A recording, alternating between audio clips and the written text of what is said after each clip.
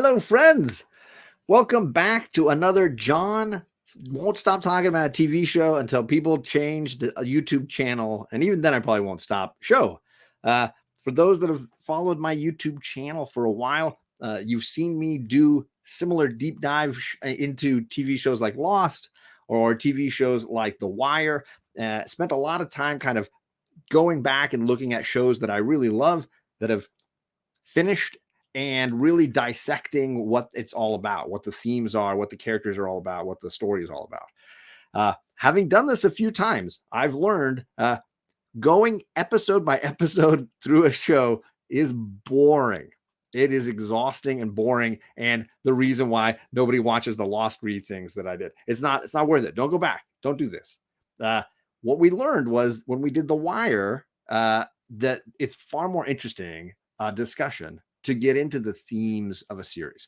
So tonight is the kickoff, the launch of a discussion show around the themes of Ted Lasso, one of my favorite shows that's on television now. You can go, if you have Apple, I highly recommend taking the time to check it out. If you're going to upgrade your iPhone, get that free month of Apple TV, get in there and watch it. It's absolutely binge worthy and worth the time.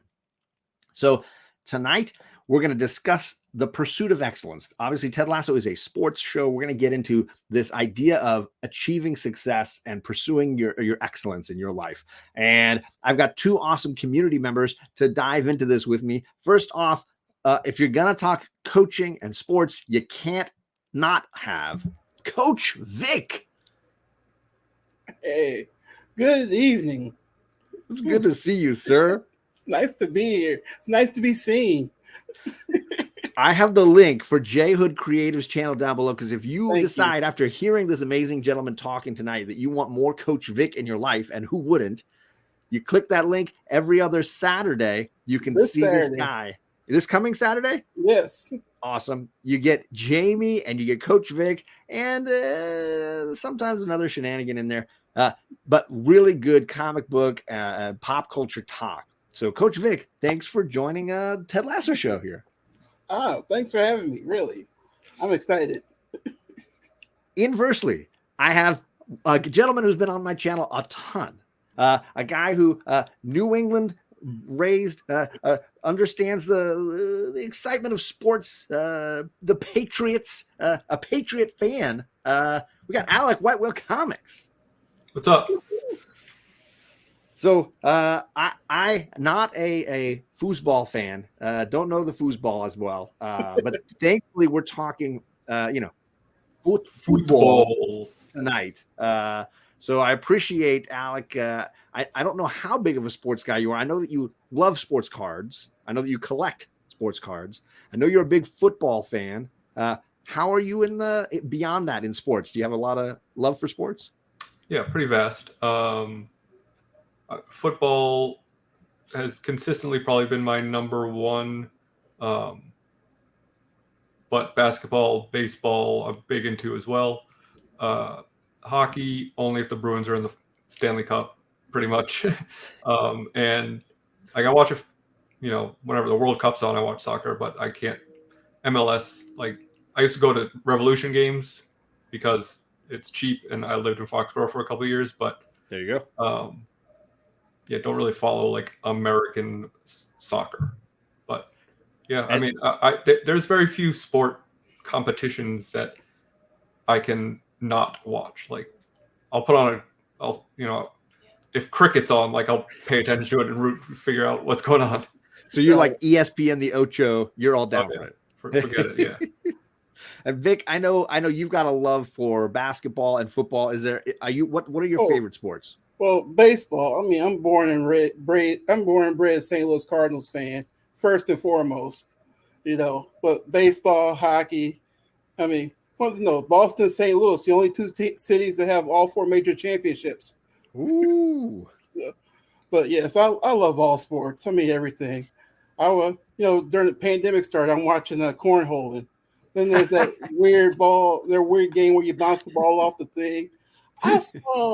I was watching Riveted, this soccer ping pong hybrid sport. Oh yeah, I've seen this. It's It was wild. a world championship. I'm like, what is this? It's crazy. But yeah, I'll watch any sports. I love it. Well, let's say hello to the chat, and then we'll get into our topic tonight. We got Brother John Comics. He says, "What's good, brothers and sisters? Catching the rewind. It's his anniversary, so congrats, happy anniversary, sir." And Brother John's going to be on one of the later shows we'll do in this series, so thank you, sir, for coming by. We got John, Big Daddy Roz. He's in the chat, and he's going to be on a later show as well, saying hello. What's going on? You got Perry Gaiman. He's eyeballing us all here. We got Rob Boswell saying hello. What's going on? JP says, I ended at 8:15, so I wouldn't miss this. I even mentioned it on the stream. John hasn't been late lately, and he's 2 minutes late. Give me a break. We got Digger Jim in the chat. What's going on? Team Lasso. How you doing, sir? John, I thought I was going to be on all of these. Where's my link? Get out of here. Get out of here. Kenneth Bird in the chat. What's going on, Ken? Good to see you, sir. Toby is in the chat. He just says Ted Lasso. That's all of it. Alec is a Patriots fan. I guess I can forgive him that. You don't have to. Nobody's asking. I mean, hey, listen. It was my local team growing up, and I rooted for them for many years while they were absolutely terrible. So, so at least you got to enjoy something for all that you invested. And we're not going to talk about how you cheated the Rams out of the Super Bowl, but we'll just keep it moving. Hey, man.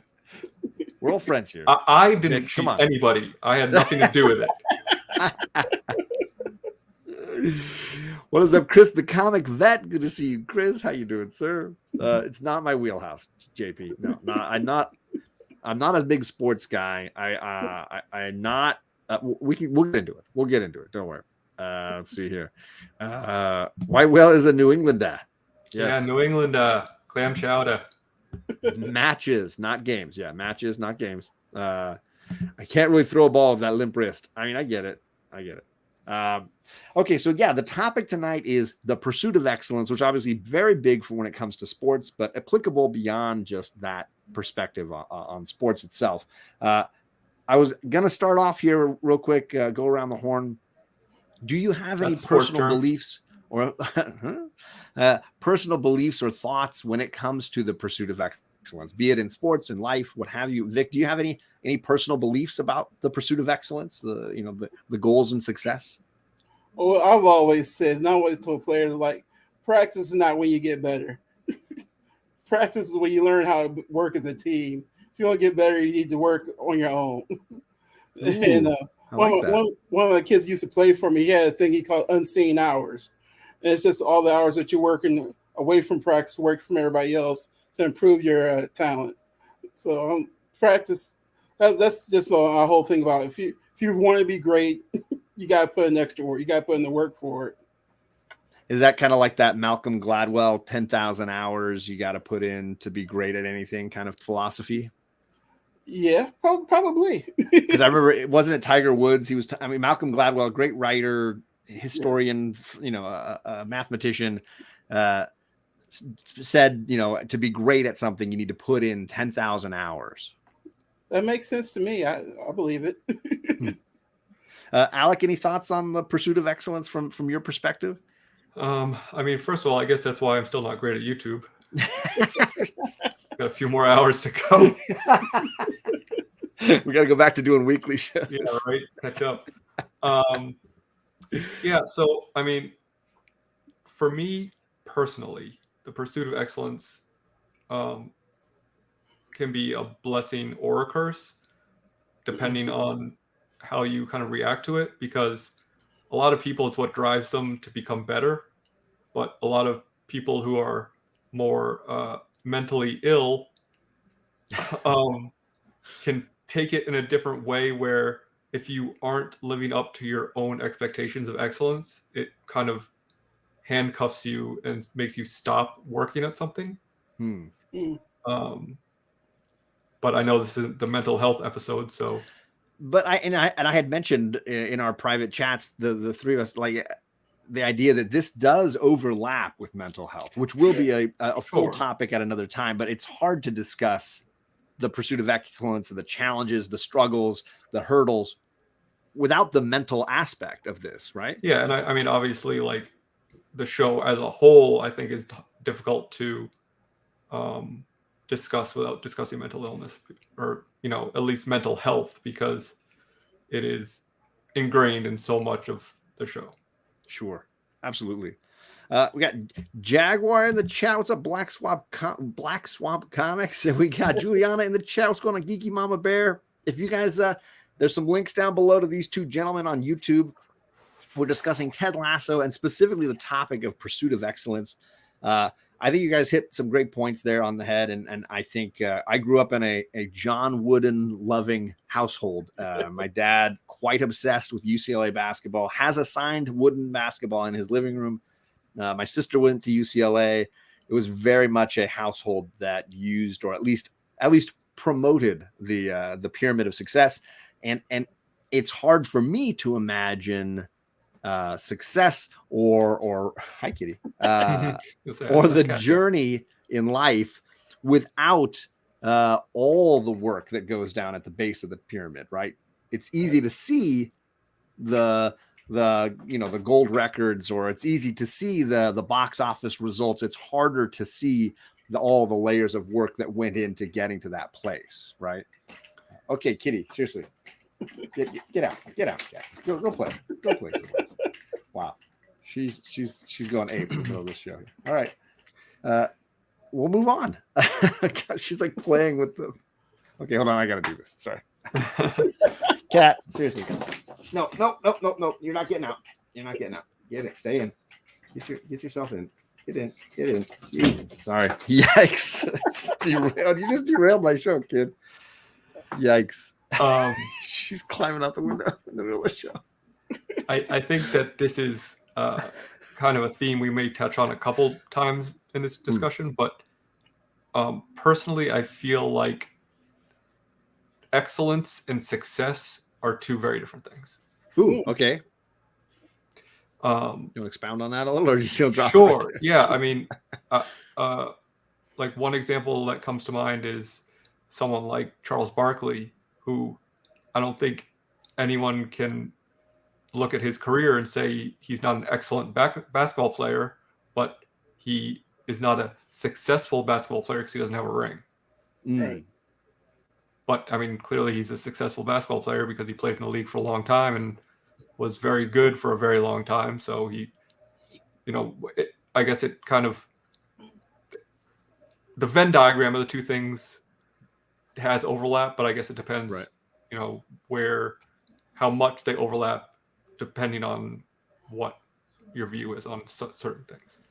And I think interrelated to that is perhaps the concept that some of these things are personal in their perspectives, right? Like how I view success is not necessarily universal, right? Right. And how I view, but maybe perhaps excellence might be more specific, right?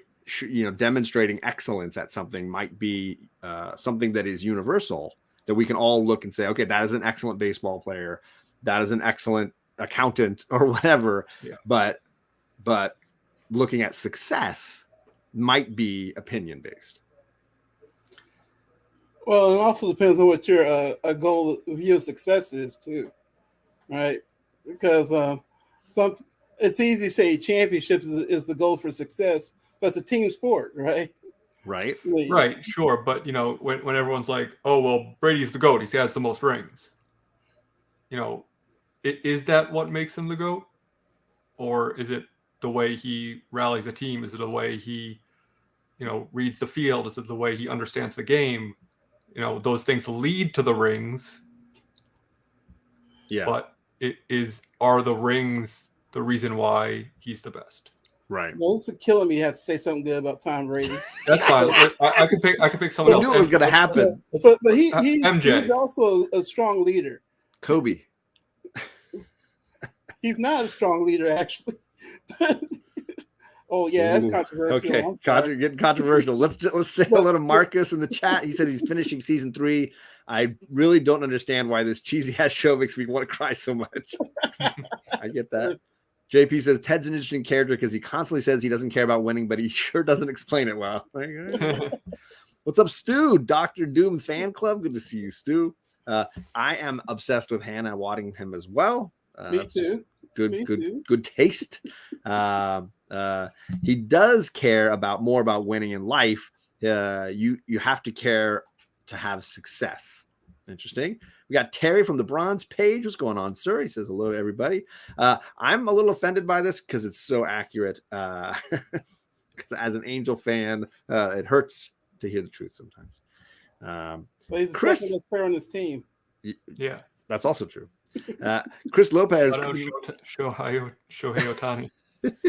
I got issues is going to be on one of these streams as well. He says, I think he sees it from an angle of winning is a byproduct of teamwork and communication. If you focus only on winning and don't address the other factors, you will likely won't have consistent success. So let's get to this side of it. That was our personal maybe views on success or excellence. What do you think, and I'll start with Alec this time, is the show's perspective? What are they trying to say about the pursuit of excellence or about the pursuit of success? Well, honestly, like I've been thinking about it in the last 2 days since you told me this was happening. Instead of the weeks some other people might have.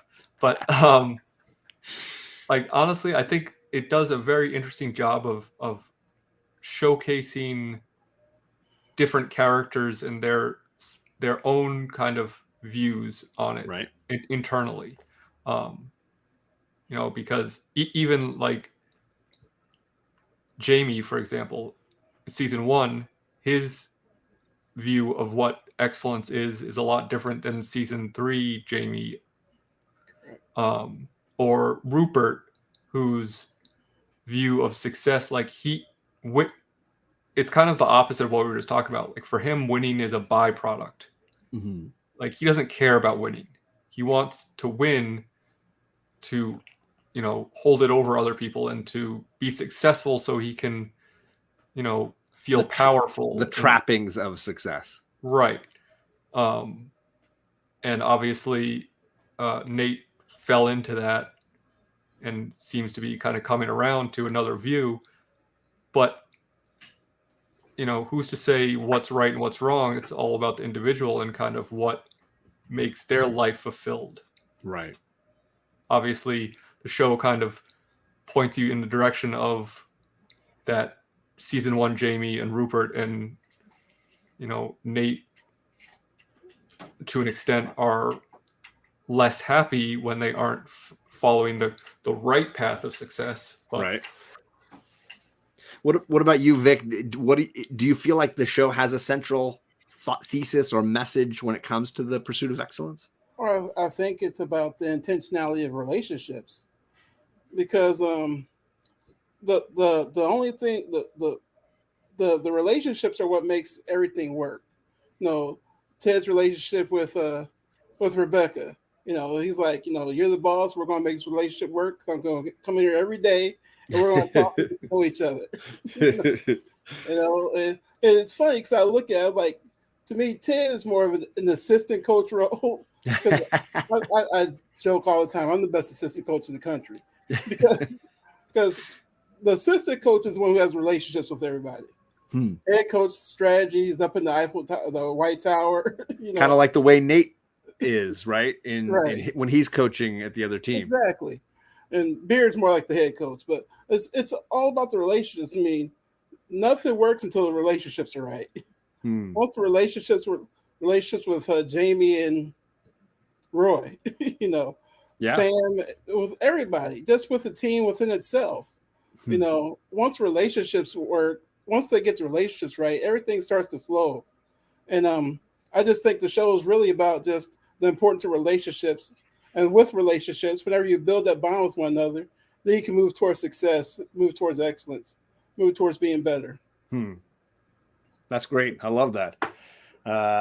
Let's see. JP says Ohtani has only had a couple years. Trout's excellence over a decade or no success. I mean, yeah, I get you. You got to keep burning my angels while you're doing. What are you in here for? Marcus says, I actually disagree. Head coaches are about the relationships. Assistant coaches are about the nitty gritty. I think it can work either way. I think the dynamic is the constant, right? The fact that you have each coach carrying each of those pieces, it doesn't really necessarily have to be guaranteed one or the other. Here's an interesting thought about coaching. Do you think Ted's view of excellence evolves in the course of the 3 seasons we see him, because obviously he's famous, as the chat keeps saying like it's not about the wins and losses, that there's more to it for him. But I sent a quote to you guys that's one of my favorites. That's Beard early on says to him, look, I understood that mission when we were in Kansas, but those were kids and these are professionals, and winning does matter to them, and it matters to me, and that's okay.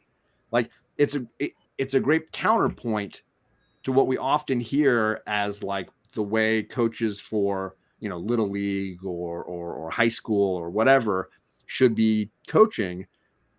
Beard's perspective that like that was fine in Kansas for college kids, but these are professional athletes.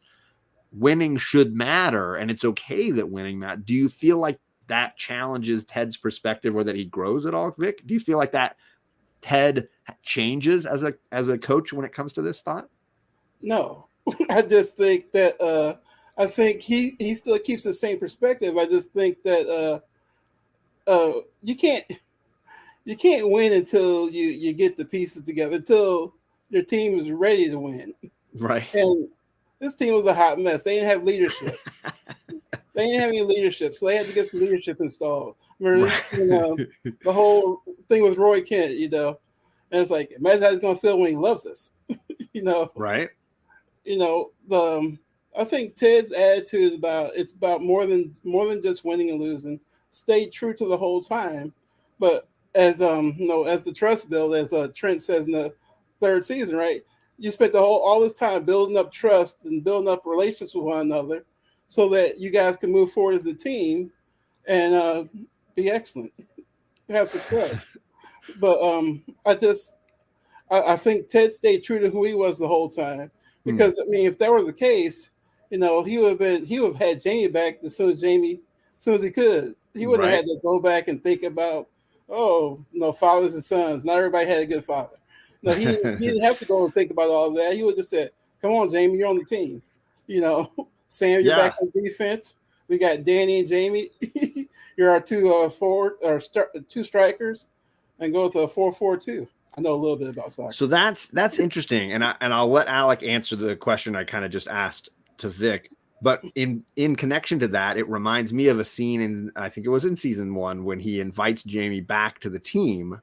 No, that was in season 2, right? He invites Jamie back to the team, but he says no to Jamie, and then Sam gets mad at him.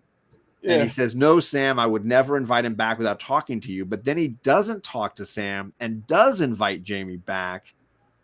Does that sort of go against Ted's view of success and winning and communication and all that stuff? What do you think about that moment? And of course, the main question is like, does Ted's view of success change? Alec, sorry. Oh, me. Sorry. I was still. So I agree that with Coach Vic that his personal view of success doesn't change. But I think that his view or his understanding that success means something different to other people, and that's okay too, like, you know, to reference that Beard quote, he accepts that more. So, you know, that scene in the bar where he's coming up with the total football, which, you know, he didn't come up with, but but that he the fact that he's thinking about that, like in season 1, he never would have cared about that. No, but I think he doesn't care about that for himself, but he cares about his team and his players, and that's what they care about. So he understands that that's for him to succeed. His players need to succeed and win. Right. But he doesn't care about winning. So like his view on success hasn't changed, because if in a vacuum, he still wouldn't care about it, I think. Okay. Does that make sense? Yeah. So then what do you think he's doing when he brings Jamie back? What is that saying to Sam? I feel like it feels like a counterintuitive moment, right? When he brings Jamie back right after saying he wouldn't bring Jamie back. And it's kind of, I almost don't know how to judge the look Sam gives him in that moment. I think to me, that moment was more about showing Ted as being imperfect and feel, you know, so it was a mistake, a flaw. Sure. And I think, you know, there was a lot of pressure that was coming from a lot of different directions from him, and he just made a decision and had to live with the consequences of that decision. But I don't think that was him like digging at Sam. I think that was just him saying like, I have a chance to get Jamie back. I think in the long run, the team will be better for it. I can fix the relationship with Sam if it damages it, because, you know, that he, you know, and I think that's something that he really struggles with his ex-wife, where, you know, he does have this feeling of, I can smooth talk my way out of anything. I can kind of, I can convince anybody that, you know, I'm on their side and that I can fix a relationship with anybody, and he can't with his ex-wife. Yeah, and I think that's one thing that really, I don't want to say like frustrates him, but like, you know, it weighs on him. Well, I also think, I mean, you remember when he brought Jamie back, they're in the middle of a 9 games tie streak or draw streak rather, and also he was talking to the therapist, and she's like, "No, there's tying is that good?" You know, just really questioned him, and then, you know, he mentioned about when he told Sam, he said, "Not all of us have had good fathers." Absolutely. And you know, the scene in the restaurant between Roy and Ted, when you know, the waiter, the owner goes, "Father and son?" Said, "No, coach player." Same thing. Yeah, that's what he's getting the sandwich or the whatever. sandwich, yes. The Roy Kent sandwich. But yeah, you know, same thing. So I love it. So I see. I don't think that's so much more about winning as, yeah, it could help the team out, but I think he's more trying to help Jamie out because Jamie was lost. Yeah, absolutely. I totally agree. I think if to Alec's point, it does seem like a misstep by the coach, but it's not. It's not like a flaw. It's more that he's making the best choice that's ahead of him, and he knows he'd rather err on the side of faith in Jamie than the other choice. And he also, like, clearly, to what Coach Vic was just saying, you know, clearly he sees Jamie as someone he can help, who is kind of a lost soul, and he kind of puts that above the team, which goes back to his personal, you know, views of success and excellence versus what he kind of transitions into, you know, adhering to, or, you know, being willing to bend to, which is what the team wants, which is to win. Sure. Now, obviously, like, as we've been saying, a team that isn't working together and a team that doesn't have good personal relationships probably is not going to succeed very well.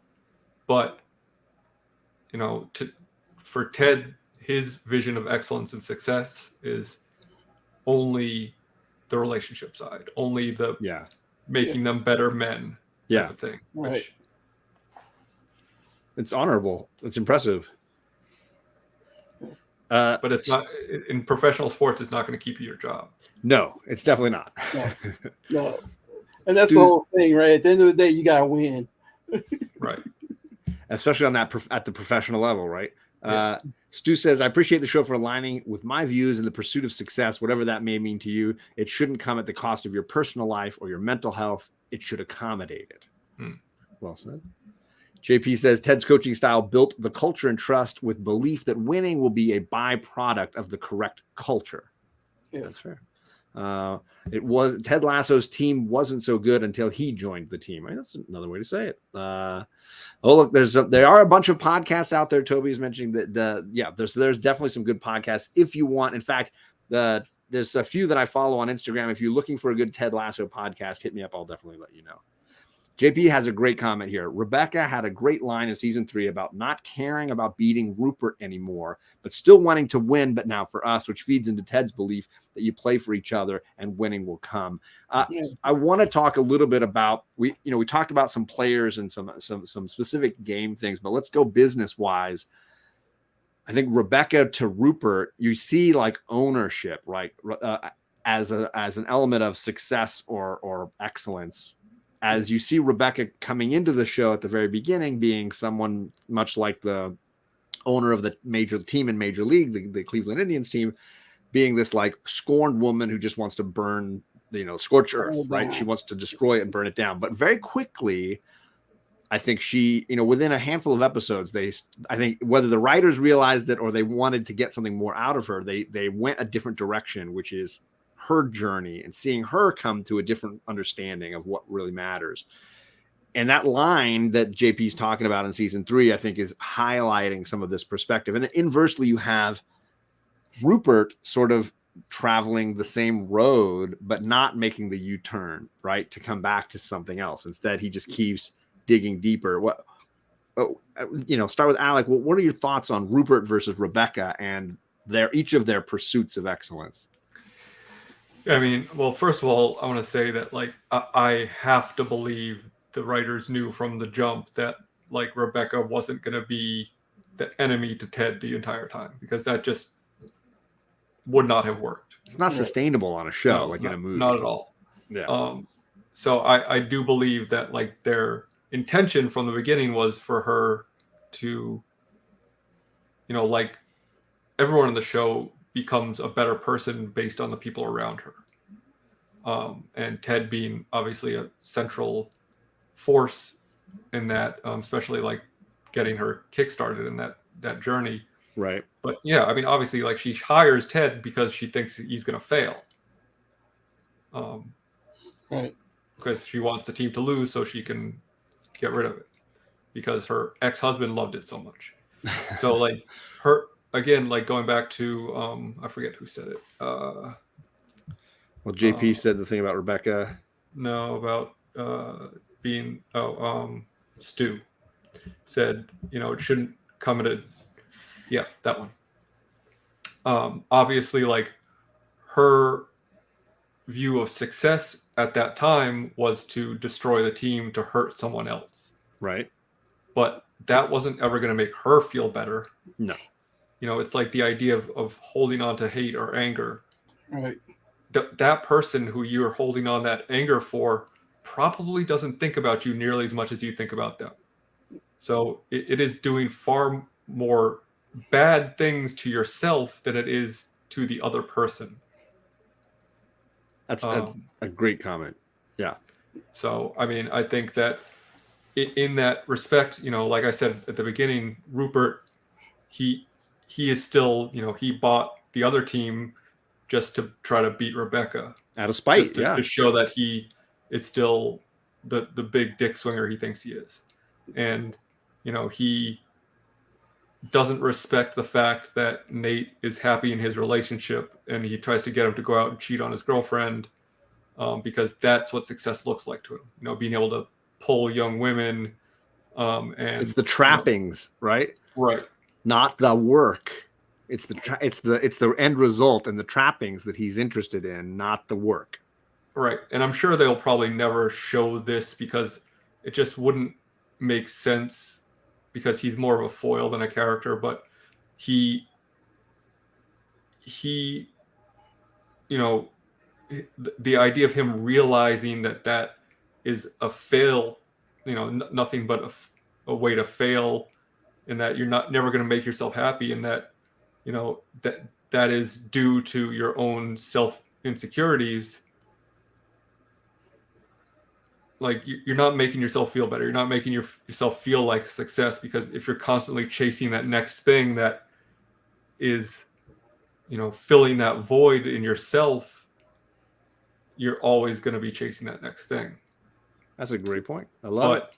He, like I said, they're not going to show him have that journey, because it's just, it's a waste of time in the show, because he's not. And because who knows, some people never get to that place. You'd like to hope everybody achieves nirvana and understanding, but like, it's not everybody's journey, right? Yeah. There's some great comments going on in the chat. I love you guys. Are amazing. Jaguar saying, while I believe success is relative to each individual's needs and personal, I think learning to live with intention is the ultimate byproduct of learning how to succeed. Great comment. Love it. He brings him back because he believes it's the best thing for Jamie, and he will make the rest work. Good point. Gore Vidal is the Walter Matthau coaching Bad News Bears methodology. I like that, Gore. I respect that. JP says, so could Ted's approach actually work in the real world on a professional level? I think it would need to be balanced more with a drive to win than Ted personally has. I could see that. That's where Coach Beard comes in, because he has the strategy. He's the one that's learning about soccer. He's the one that's learning the strategies and implementing the strategies. So that's where you need a complete coaching staff, right? Everybody fits together like a puzzle. Well, you mentioned it earlier. It's the detail versus big picture guy, right? You need to be able to manage both. And sometimes the way that coaches can balance each other out is that someone is better or more skilled towards one or the other. And together they do, it's the whole picture, right? Yeah. And also, we keep talking about the idea of a team being successful together. That's a lot more than the players on the field. And that's even more than the coaches on the sideline. Yep. That is the ownership, that is the general managers, that is, a lot. It's the recruiters, it's the scouts, it's, a lot goes into a team being successful. Obviously the players are on the forefront, and that's why they make so much money. But, well, that's kind of what I was going to say. It's neither Rupert nor Rebecca had winning organizations. They were not winning people. And ultimately, even at the end of the show, both of them have not won their division or anything. They're still behind the Man City group, right? But like Rupert, there's no way, for as much catting around town, you can tell by the head coach he hired, who was a misogynist, and just didn't care about anything. Thought he was king of the world of an OK team. That was not a winning environment. I mean, if he's using Leslie to help keep Rebecca busy so he can go step out on his wife, that's not creating a winning organization. No, Rebecca was just there to just kill to kill the team to get back at Rupert. That's not a winning organization. I mean, I hate to mention this guy, but Stan Kroenke, he moved my Rams to Los Angeles, but in the last 2 years he's won. I'm going to say move them back to Los Angeles. Okay, fine. But the last 2 years he's won an NBA championship, 2 hockey championships, a football championship. What else is there? Track and field, right? He's lacrosse. He won a lacrosse championship. But there's that. I think that connects to that concept of attitude reflects leadership, right? Yeah, he creates a winning organization wherever he is. His son Josh technically runs the Avalanche and the Denver Nuggets. And Josh was a winner at Mizzou, right, JP? But they create an environment of winning and a winning organization. And when you do that at the top and you work your way through, like what Alec was saying, you get recruiters that are winners, coaches that are winners, people that want to put a system in and stick with it. Yeah. Like I remember we used to play every year against this coach, and every year he had a different system, and every year we'd be about like 30 because he couldn't stick with one system and teach his players that and let them develop and grow in it. Right. But you create a winning organization by developing systems around that, putting systems in place that are going to succeed over time, and then it just becomes the culture. And because winning doesn't happen overnight, right? Success doesn't happen. You build on things. Yeah. Well, and that's why I like the way, it's not the Lasso way, it's the Richmond way, or whatever the title was, right? Yeah. Because he instilled that culture, but in theory, now that he's gone, it's going to keep developing and getting better. Yeah. I want to jump to two characters that I really think like embody some of the thoughts that we're talking about here. And I think they're in the end arriving at the same destination, but they're coming from very different directions. And I think it's partly due to a theme we'll get into later on about family and parents and kids. But you've got Jamie, who we keep mentioning, who had a really rough relationship with his dad and his journey to where he's at. And then you got Sam Obisanya, who's obviously got a very different relationship with his dad. And both of them make choices to be at Richmond, right? Both of them make decisions to sacrifice things or have lost things and want to be back there. Sam makes a very important choice in, I think, season 2 when he decides not to leave and go play for the team in Africa, but instead to stay at Richmond because he felt like it was best for him. Right. And then, of course, Jamie as well, leaving and then coming back. How do you Vic, we can start with you, look at the 2 different journeys these gentlemen on their personal roads to success and their perspectives on it. Because I do obviously think one clearly is more mature than the other, but their destination seems similar, right? Yeah. Well, Jamie, I've always hated this term, gifted, because it insinuates you don't work. There's a guy I went to high school with, gifted, right? He set the school record for strikeouts against the team, and he was high the whole game. Okay. No, Jamie, he was gifted. He wasn't working on his talent. Right. And like Roy said, the right foot that's been kissed by God. And so Jamie, he needed to be humble. He was too cocky, too full of himself, and he had all this other stuff that was probably affecting his dad. It was probably all in his head and everything. Right. But he didn't look at him as teammates. He just looked at everybody else as stepping stones to his greatness. Right. And so when he got relegated, when Rebecca sent him back, not relegated, they transferred him back to Man City. Right. Now he's on the best team in the world, and he's okay. And I really think that's my conjecture is that he got lost in that. He's like, I need to make a name for myself again, so I'll join the stupid reality show. So I'll make a dumb mistake that puts my name back out there. Well, because who is he at that stage in his career unless the world focuses around him? Right? Because that's the insecurity element for him. Well, remember, he scored the goal. It go like this, and Beard goes, I think he's saying me. Like, me. But, and Roy, Sam, he just moved there from Nigeria. Because I remember, the first when they did the birthday thing for him, right? Yeah. He just moved there. He was homesick. Yeah. And just over time, he developed a family. And he developed, when you do that, it's kind of hard to leave that. No matter how amazing it is to get a chance to play for your home country in the hopes that you guys can qualify for the World Cup. Right. But, he just felt like, it was family there. And he didn't want to leave that because he felt like something good was happening there. Sure. But yeah, those are 2 Jamie, he just needed to be humble. That was it. Because talented, super talented. Just thought he was king of the world, and everybody was beneath him. And he kept wearing his stupid icon hat. But did you see how they changed it right at the end? They added a comma. It's I, comma, con. There's a comma now. Yeah. In the hat he's got when he wears it in the final season. So Alec, again, your thoughts on Sam and Jamie and their prospective journeys here? Yeah, well, I think Coach Vic was again making a good point about his kind of cockiness, Jamie's, and his kind of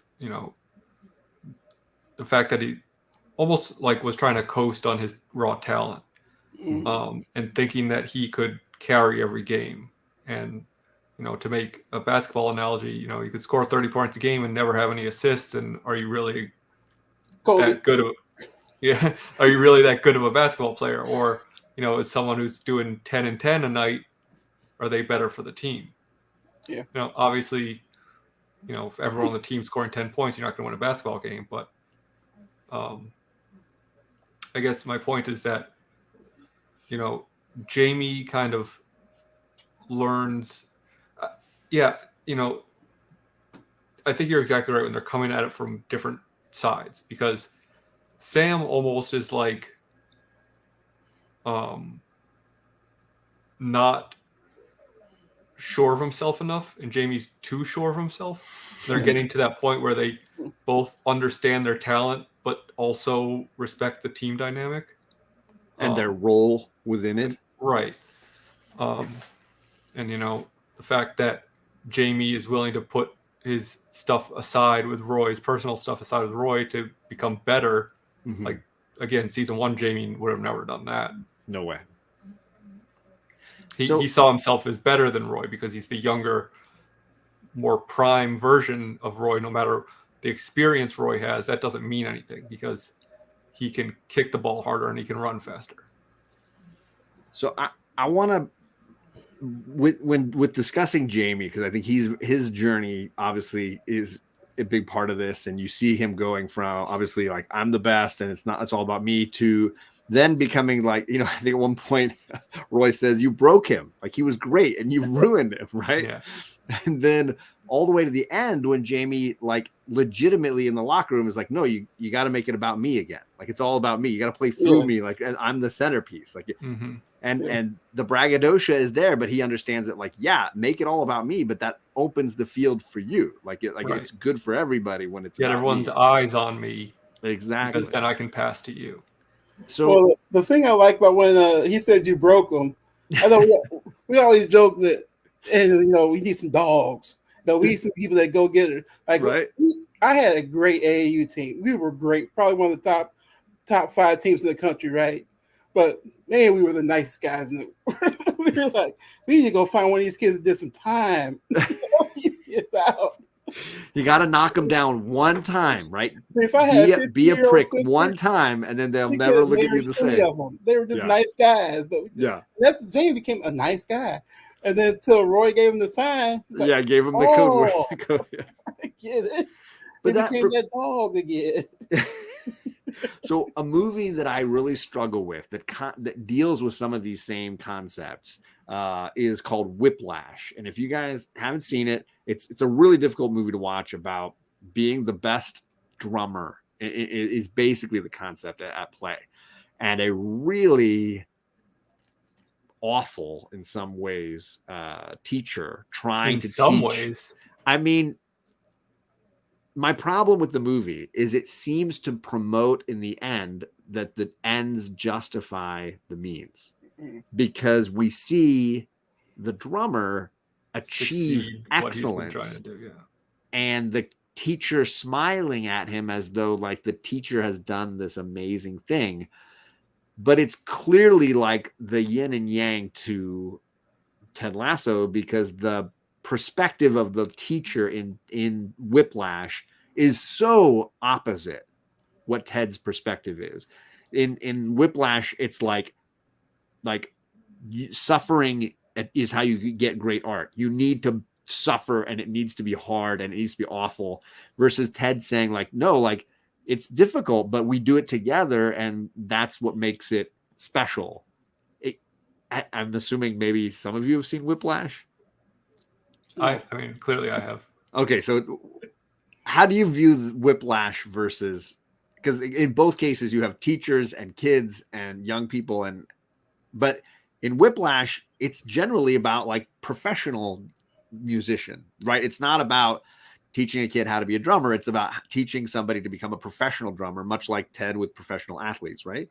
Well, sure, but it is still in the college and beyond at the end, right? Well, right, sure. Like he is teaching this kid, or trying to teach this kid to be great for his professional career, whereas Ted has come from that environment, is now in a professional environment. But yeah, I mean, the movie makes it seem that it worked for this one kid, but like how many other excellent musicians does he discourage from ever playing again because he is a psychopath?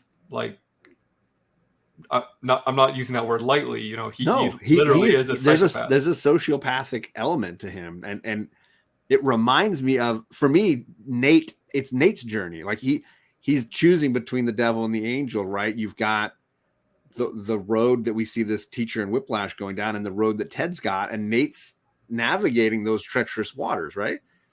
Because you see Nate basically traumatizing people in the same fashion, right? Yeah, I mean, I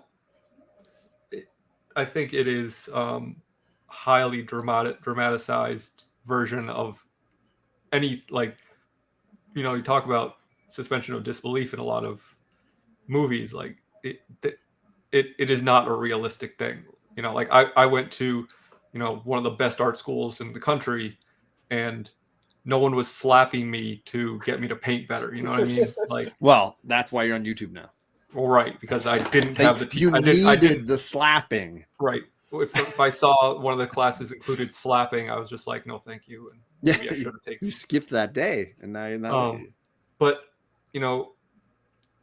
I think that hard work is gonna take you further than fear. I'm listening, or maybe intrinsic motivation versus external. Yeah, maybe.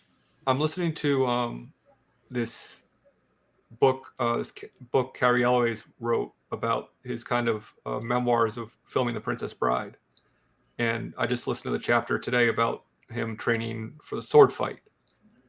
And William Goldman, the writer, wrote it as being the greatest sword fight ever. And so Rob Reiner and kind of said like, well, then it has to be. And so Carrie and Mandy Patinkin kind of took that seriously, and they hired, these two really well-seasoned sword fighters, stuntmen, to kind of train them, because neither of them really knew how to fight at all. Right. And he was saying that, like, if they weren't on set in a scene, the coaches were there handing them swords to put in their hands. So, like, if they had 10 minutes of downtime, they were practicing with their swords. Wow. And, they had them not only learn their choreography, but the other person's choreography. And they kind of, for those of you who have not seen the movie, first of all, what's wrong with you? Go watch The Princess Bride, because it's that movie, yeah. It's the GOAT. It's the greatest movie. But they both start fencing left-handed, and then the reveal is that they both are like, "Oh, I'm not left-handed." And at what point the coaches were like, "Yeah, I don't think we're gonna have to use stuntmen, because we're not gonna be able to get you to that point where you can fence left-handed. Like, we're gonna be lucky if we." And Carrie's like, "Well, in hindsight, they were saying that to motivate us." And like, I think that's a much better way to motivate someone than to say, than to degrade. No, right.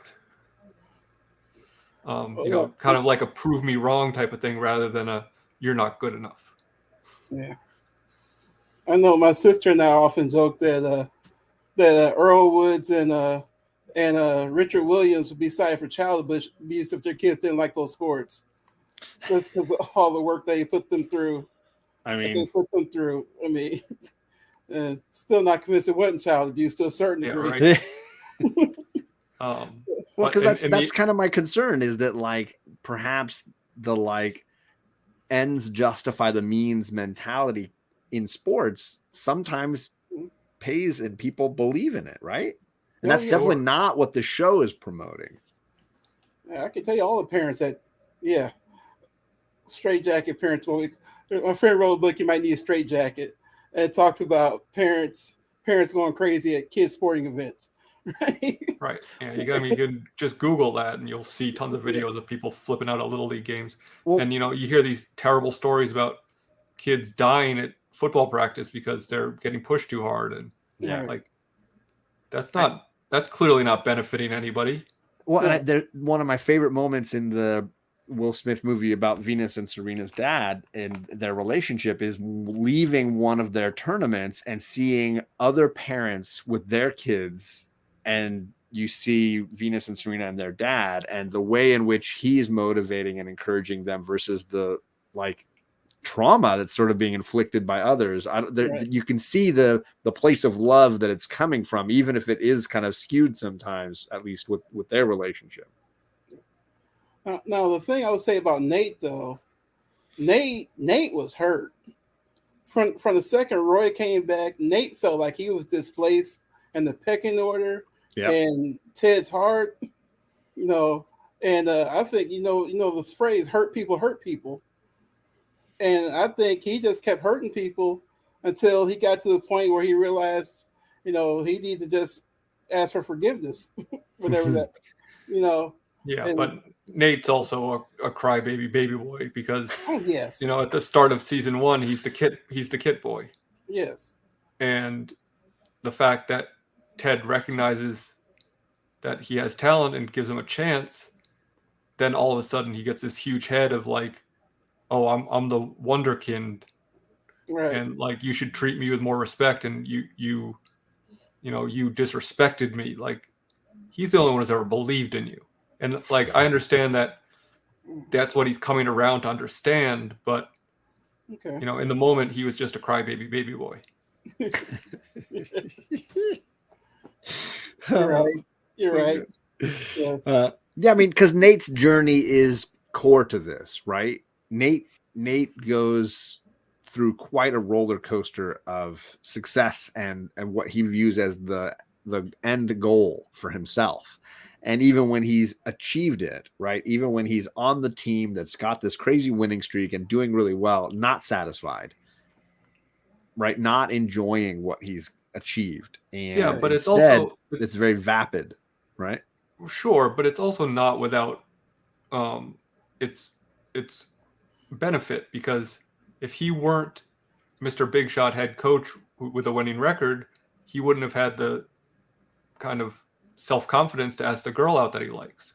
Right. And I mean, it seems like he is, being very genuine with her and is being himself and not like just being this twit trying to be what he thinks she wants from him. Right.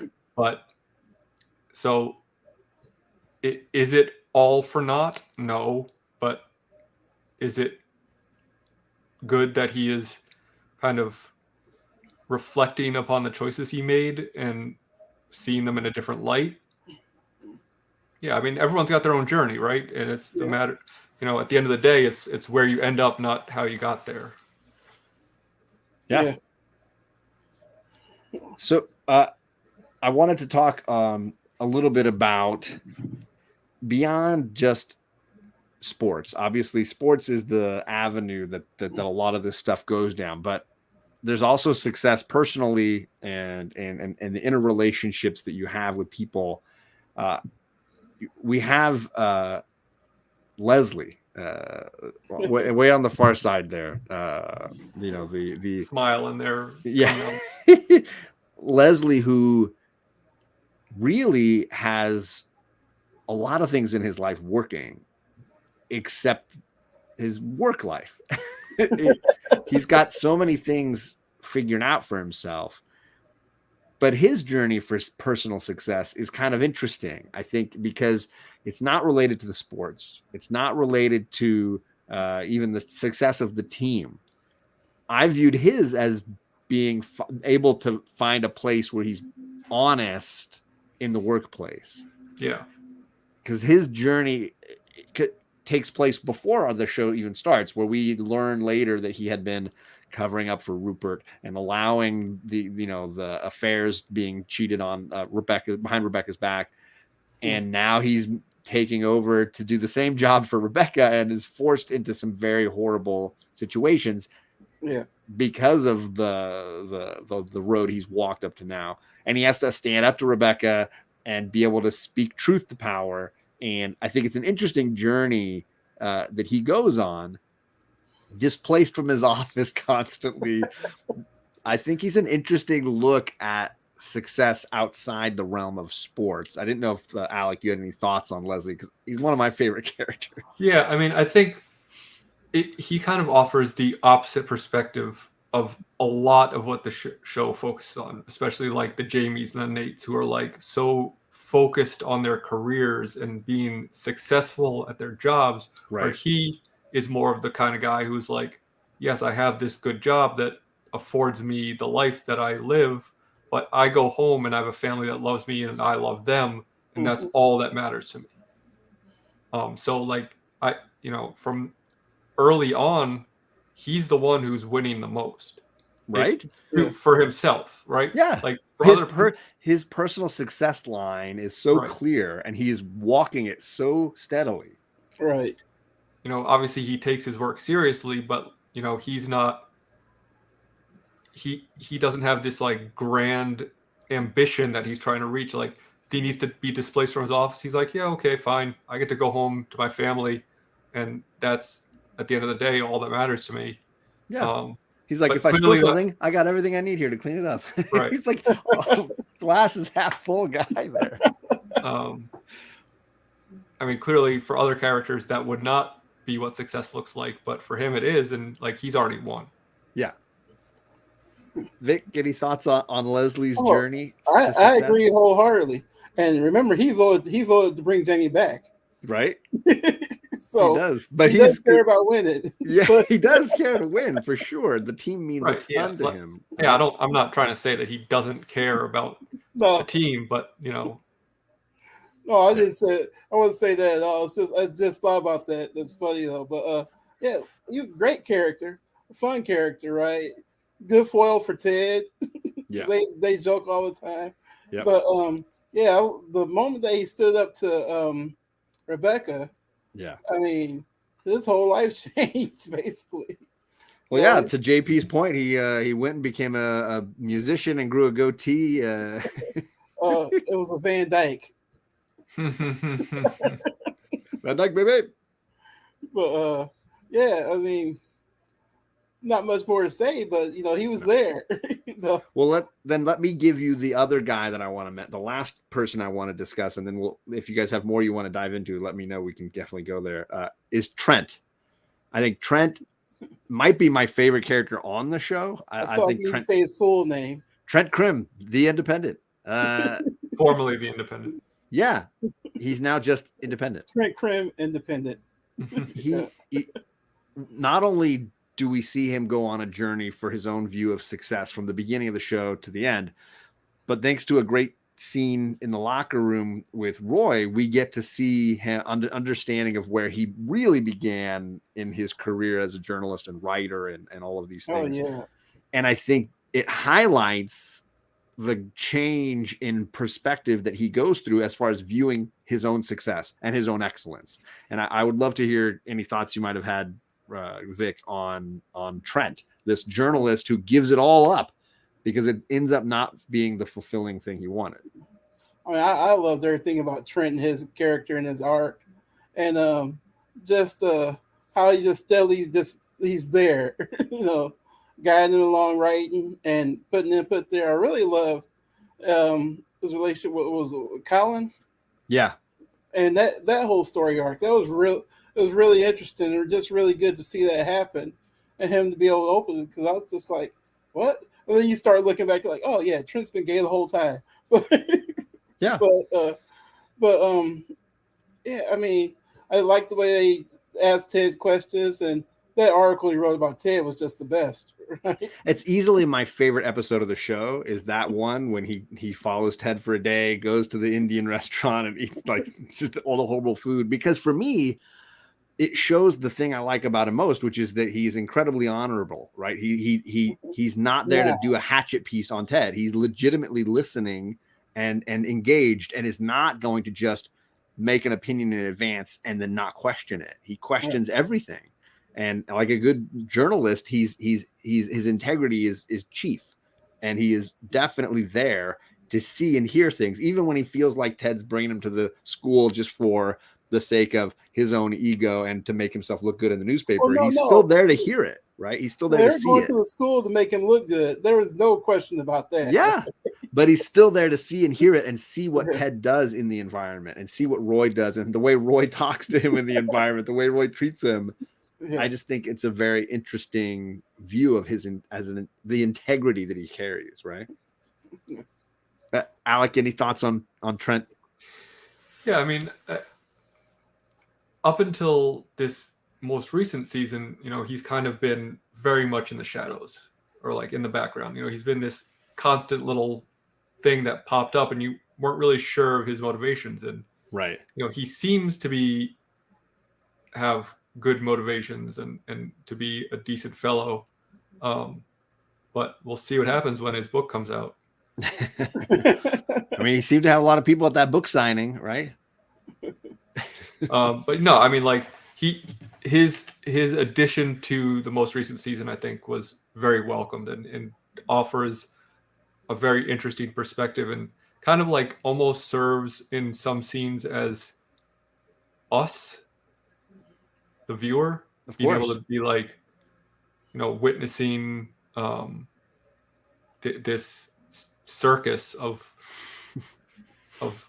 characters and how they're operating, and because he very rarely intervenes. No, he's an observer. Yeah. JP would like us to spend some time talking about Keeley, and I definitely don't want to skip it. Eventually we will do. I'm planning a live stream on mentors and their relationships and how that the symbiotic relationship between the two.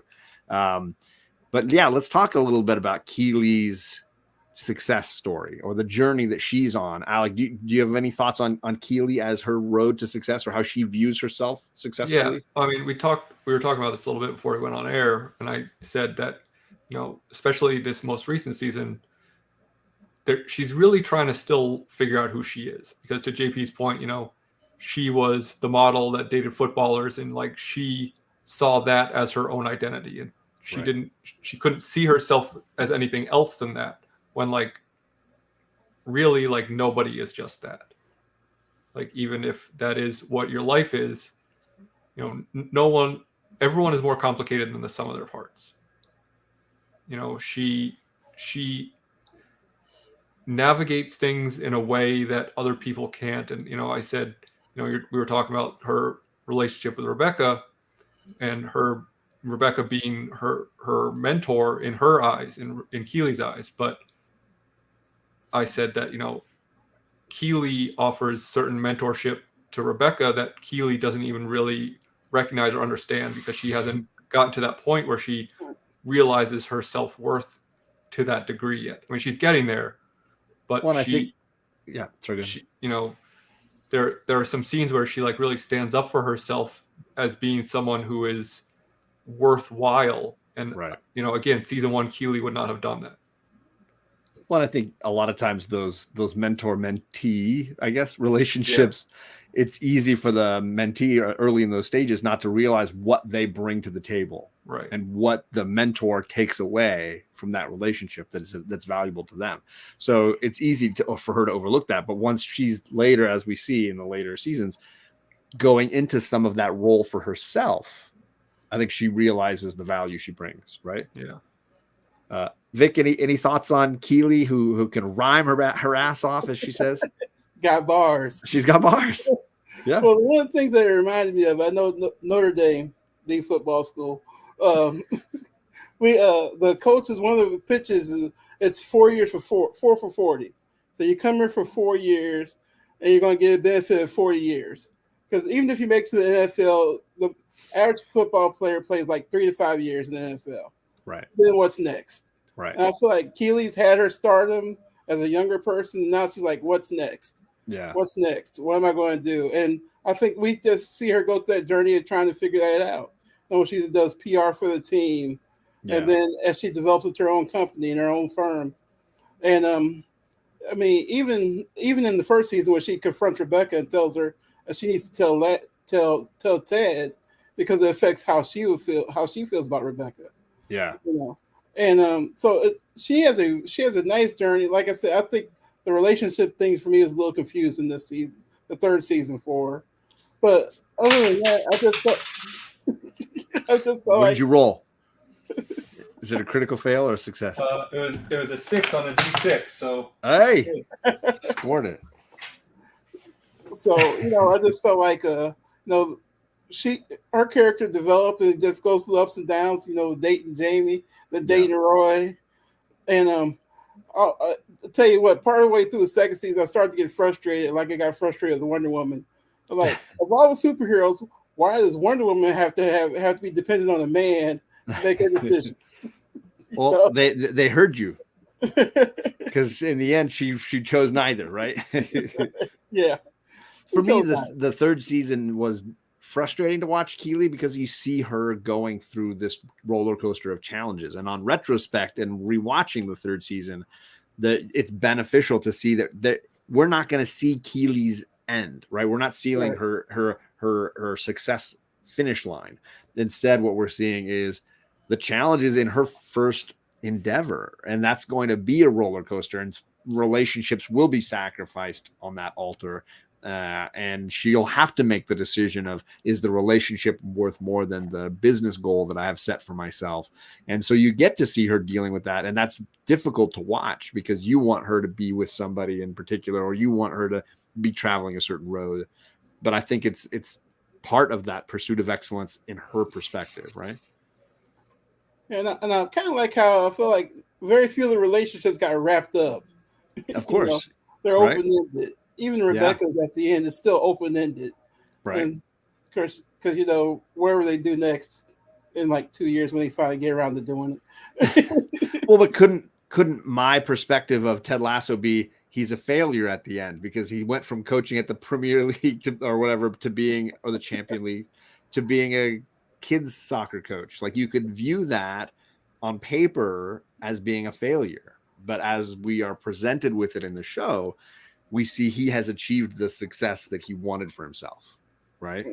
Yeah. Any last thoughts? I'll kick it with Alec first. Any last thoughts on this topic? Anything we didn't get to that you felt like you wanted to mention? No.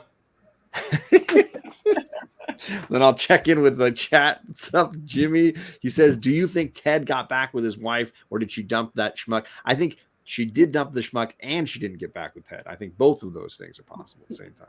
But, I don't know. JP says Leslie is the best. I love when he quits. Yep.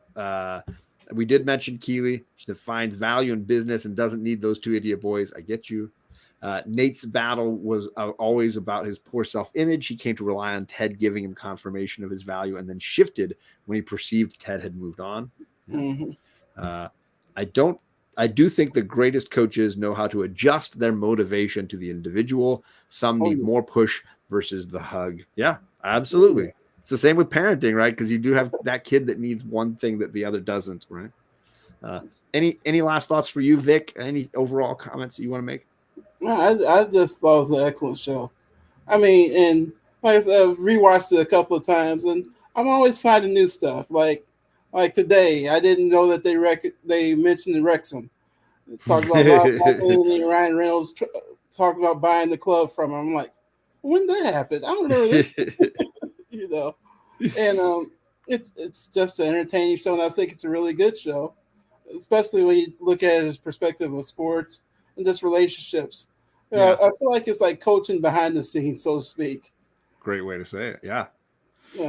And Jimmy, I'm a fan of Sassy as well. I like her a lot, but mostly just because she gives Rupert a couple of good zingers that are worth it. And Ted a couple of good zingers. So this is just part one. I'm just getting the fire stoked here for themes in and around Ted Lasso. Again, I can't recommend it enough. I do think it's an absolutely great show that I can't imagine anybody being frustrated with or disappointed with. So if you can, take the time, do that 1 month free trial at Apple, and then just cancel when you're done if you like. All 3 seasons are streaming. You could binge it in probably a well-worn Saturday if you really wanted to. So definitely take the time. And again, the links for these two gentlemen are all down below, so you can subscribe, follow, and get more of their content in the future. I don't know when the next episode of this series is going to be because it's all around the schedules of the people involved. I just knew I wanted to kick it off with this particular theme first, and then we'll branch out to mental health, to parents and kids, to a lot of the other comments and theories and themes that this show really espouses and gets into. So expect more from this series going forward. And those of you that stop by, I appreciate it. I appreciate the likes and the comments, and those of you in the chat. And we'll hopefully see you guys all back again here soon. Peace.